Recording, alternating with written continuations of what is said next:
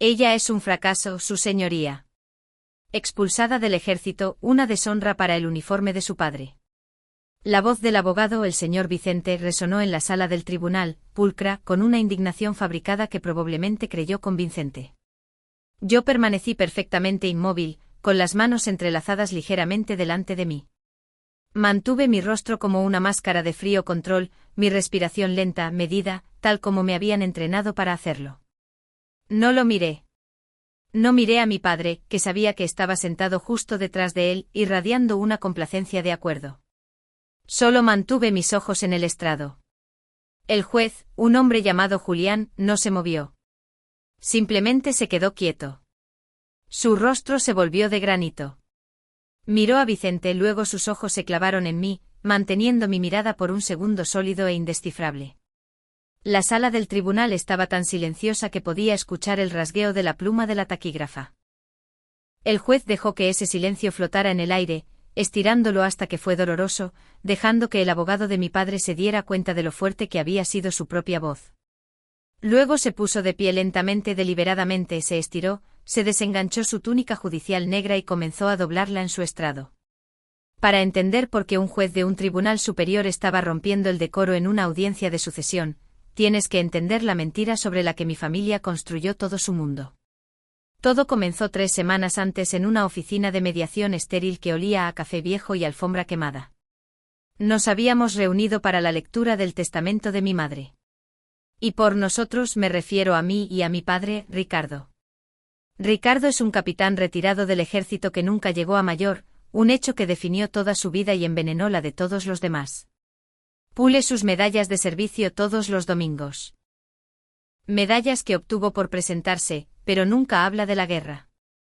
Dejó el servicio. Me vio a mí, su hija, nada más que un intento fallido de redimir su propio legado mediocre. El testamento era simple. Mi madre, en su último acto de tranquila rebelión, había dividido su patrimonio al 50/50 entre él y yo. Mi padre, como era de esperar, lo estaba impugnando.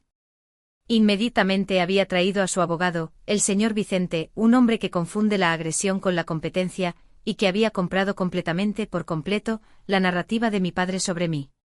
Vi a Vicente inclinarse hacia adelante con los ojos brillando mientras exponía su petición al mediador. Su señoría, dijo. Mi cliente demostrará que Ana es financiera y mentalmente inestable. Sentí la familiar frialdad instalarse, el viejo y cansado peso de ser invisible. Está funcionalmente desempleada, continuó, e incapaz de manejar sus propios asuntos, y mucho menos la mitad de este patrimonio.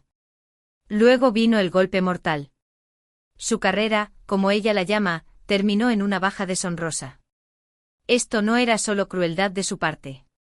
Esto no era solo la habitual amargura de mi padre en la mesa, con un toque legal. Esta era toda su estrategia legal. Esta era la mentira que iban a usar para quitarme todo. La narrativa de mi padre sobre mi fracaso no era nueva. Solo era más fuerte ahora, convertida en arma para un procedimiento legal. Recuerdo la fiesta que organizaron cuando me dieron de baja oficialmente del ejército. No fue una celebración. Fue un colectivo y torpe suspiro de alivio. El pastel era barato, de una tienda de comestibles y medio comido antes de que yo llegara, con buena suerte, Ana, escrito con glaseado azul descuidado. Mi padre, Ricardo, me dio una palmada en el hombro, un gesto que siempre fue más de posesión que de afecto. Finalmente había dicho con la voz lo suficientemente alta para que todos sus amigos escucharan. Puedes conseguir un trabajo real, Ana. Algo simple, quizás de asistente legal. Yo solo asentí. Sonreí, esa sonrisa vacía y educada que había perfeccionado. Porque, ¿qué más había que hacer? Para ellos, yo era la errante. O a veces, cuando se sentían particularmente despectivos, la vagabunda, así me llamaban en acción de gracias porque tenía que mudarme muy a menudo por mi trabajo. Se reían de mis horarios extraños y de mi pequeño negocio de laptop. Yo estaba en una barbacoa familiar, sentada en una esquina en una línea segura, y mi padre pasaba y decía, ¿sigues jugando con eso? Te vas a arruinar los ojos. La condescendencia era tan espesa que se podía cortar con un cuchillo. Era el mismo tono que usaba cuando tenía 10 años y trataba de mostrarle un cohete modelo que había construido. Justo antes había elogiado a mi hermano mayor por cortar el césped en línea recta. No tenían ni idea. La verdad era que yo no era un fracaso. Y nunca me dieron de baja. No de la forma en que ellos lo entendían. Mi salida del ejército fue una fabricación pura. En el mundo en el que realmente vivo, se llama operación de lavado. Es una salida limpia y fabricada, diseñada para mover un activo de un rol militar público a uno civil clandestino, sin absolutamente ningún rastro oficial en papel que conecte ambos. Mis papeles de baja, esos con los que mi padre estaba tan obsesionado, esos que el señor Vicente agitaba, eran una mentira. No me habían expulsado. Me habían transferido a la Agencia de Inteligencia de la Defensa. Yo era una analista que operaba en un mundo tan alejado de sus mezquinos dramas suburbanos, que bien podría haber sido otro planeta. Su mundo eran barbacoas ruidosas, partidos de fútbol y discusiones sobre los límites de la propiedad. Mi mundo era silencio. Mi mundo era un compartimento de información sensible, una instalación de información compartimentada y sensible. Es básicamente una caja sin ventanas, insonorizada y a prueba de errores, donde vas a leer los secretos de la nación y a tomar decisiones que no se pueden deshacer. Mientras ellos discutían sobre qué ensalada de patatas era mejor, yo estaba sentada en una de esas habitaciones oscuras y estériles, mirando mapas y flujos de datos brillantes. Recuerdo un día en particular, mi teléfono zumbando al otro lado de la puerta insonorizada con una docena de mensajes de texto enojados de mi padre, exigiendo saber por qué no estaba en el bautizo de algún primo lejano. No pude responder. Estaba en medio de una reunión informativa con un general de 3 estrellas. Señor, dije con la voz perfectamente nivelada. La señal de la operación Sombra confirma que el activo está comprometido. Estamos viendo la exfiltración de datos en tiempo real. El general, un hombre que comandaba divisiones enteras, simplemente me miró con el rostro impasible. Entonces, ¿cuál es el plan? Mi apellido. Señalé la pantalla a una cascada de código. Necesitamos iniciar el protocolo Fénix inmediatamente o perderemos toda nuestra red oriental. La ventana es de 10 minutos. No dudó. Simplemente asintió. Ejecuten. Tienen el control. Tienen el control. Yo, la fracasada. La vagabunda que no podía mantener un trabajo real. Mi familia pensaba que mi trabajo de laptop era un hobby, una forma de pasar el tiempo. Esa laptop, ese hobby era lo único que prevenía un incidente diplomático catastrófico en los países bálticos. La ironía era asfixiante. Estaba protegiendo un mundo, un país que incluía a personas que no me tenían absolutamente ningún respeto, que me veían como nada. Esta era la dualidad en la que vivía. Este era el peso aplastante que llevaba todos los días. La única persona que entendía ambos lados, los lados reales, era mi aliado, el coronel Sara Jiménez. Sara fue mi última oficial al mando oficial en el ejército. Una mujer con una espina dorsal de acero que veía a través de las tonterías de todos, especialmente las de mi padre. Fue ella quien me recomendó para la transferencia en primer lugar.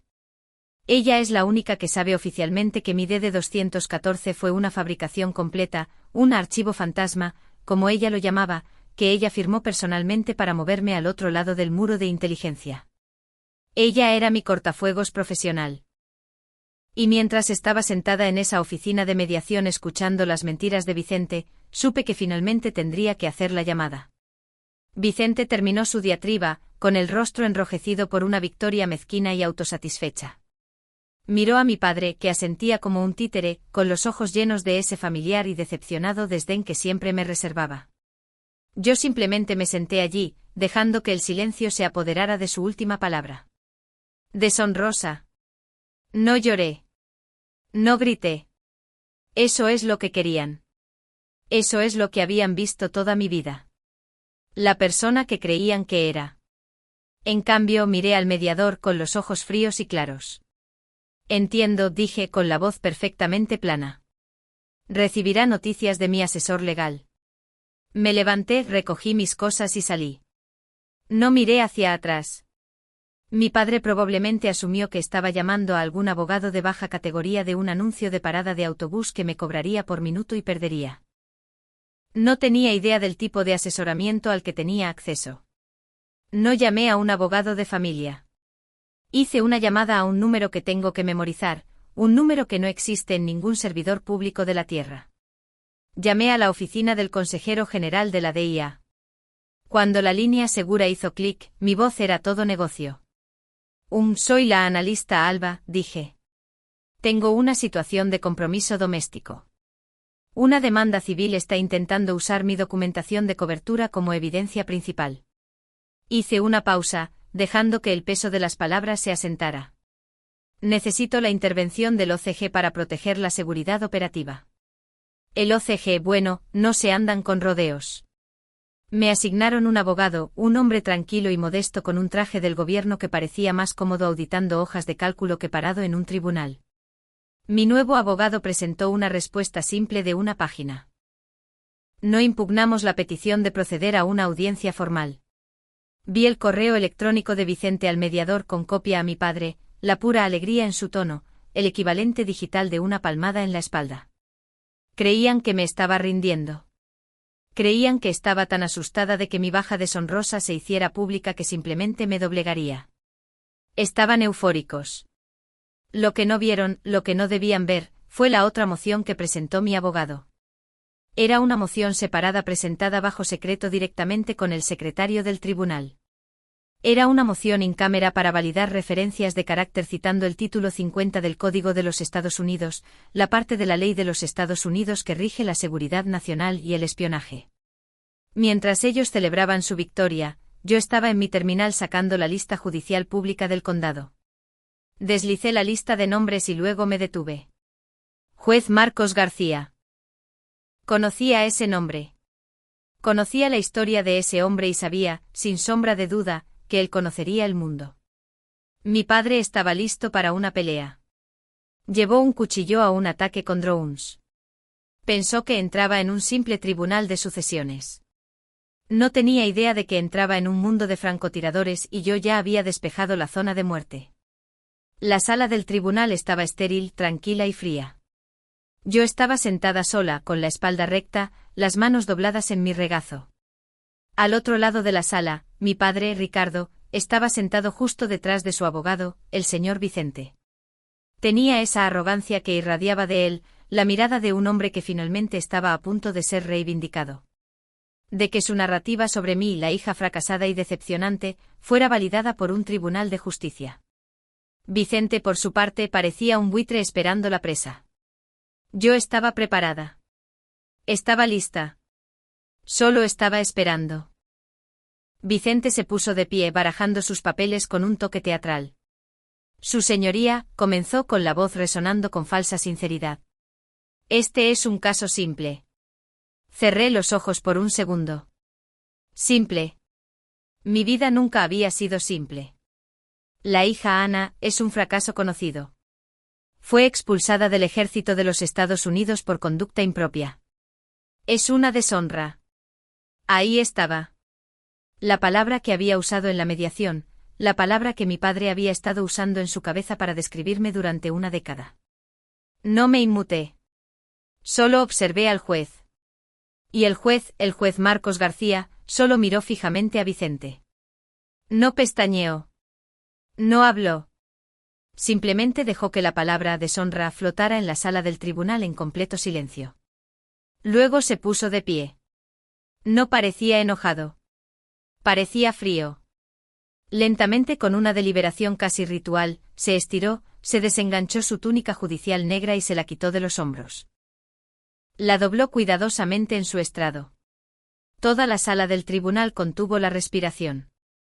La sonrisa arrogante de Vicente había desaparecido, reemplazada por una mirada de pura y absoluta confusión. Debajo de la túnica, el juez García vestía un simple traje oscuro. Pero en su solapa había un pin, un pequeño pin circular azul y dorado que reconocí al instante. Mi padre, por supuesto, no tenía idea de lo que era, pero vi que los ojos de Vicente se abrieron de par en par. Sabía que era el premio del director de la Agencia de Inteligencia de la Defensa. Fuera de registro, ordenó el juez a la taquígrafa. Su voz no era fuerte, pero cortó el silencio como un bisturí. Fijó a Vicente con una mirada que podía congelar el fuego. Consejero, dijo. Antes de ser nombrado para este tribunal, fui subdirector de la DIA. Usted acaba de cometer perjurio. Luego se volvió hacia mí. Todo su semblante, todo su rostro cambió. La frialdad desapareció, reemplazada por un respeto tranquilo y profesional. No fue de juez a civil. Fue de un operador a otro.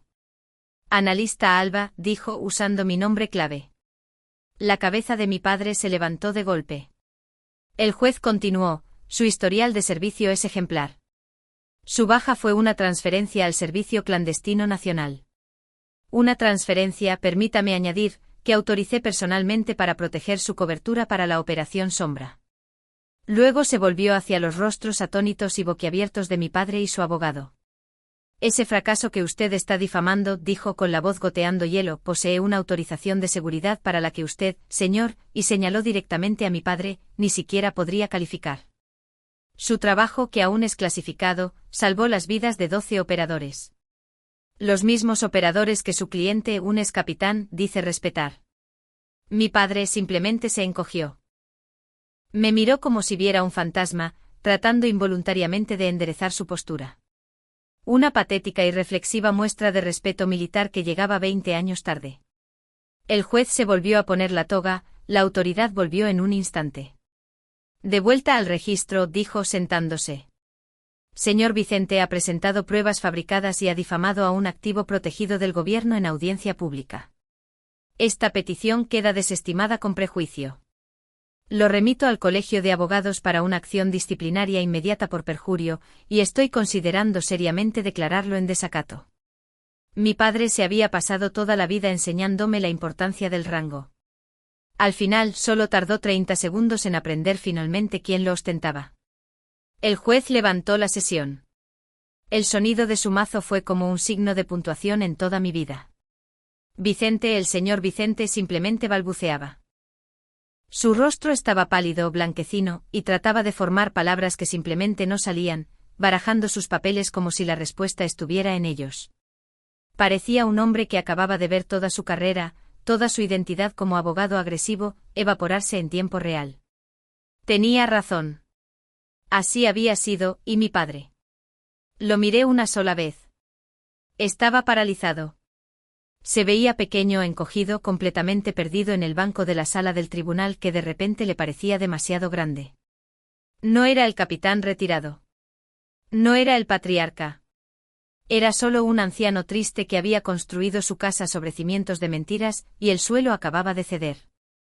Me miraba no con ira, sino con una incredulidad en blanco y aterrorizada.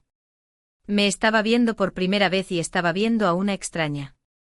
No les dije una palabra a ninguno de los dos. No necesitaba hacerlo. Simplemente me puse de pie, recogí mi maletín y me di la vuelta. Salí de esa sala del tribunal, mis tacones haciendo clic en el suelo de baldosas, un sonido rítmico y constante. No miré hacia atrás. No necesitaba verlos colapsar. Solo necesitaba irme. Las consecuencias, escuché más tarde, fueron predecibles. El señor Vicente no solo fue declarado en desacato. La remisión al Colegio de Abogados fue acelerada. Con una declaración formal sellada del abogado general de la DIA, y el testimonio de un juez en funciones, estaba acabado.